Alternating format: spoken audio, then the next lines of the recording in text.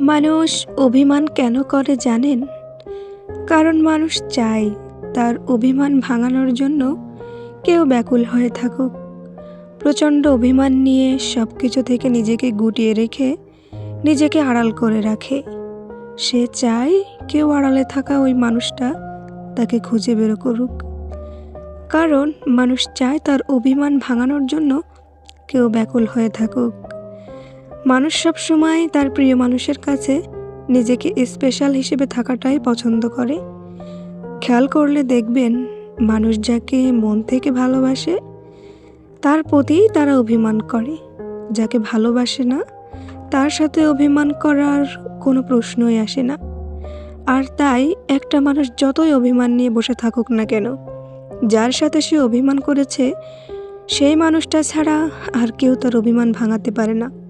মানুষ অভিমান করে প্রিয় মানুষটার কাছে একটু গুরুত্ব পেতে চাই, একটু আদর পেতে চাই, আর একটু ভালোবাসা পেতে চাই। তাই নিজের প্রিয় মানুষটিকে ভালোবাসুন, আগলে রাখুন, তার যত্ন করুন। দেখবেন অবশ্যই সুখী হবেন।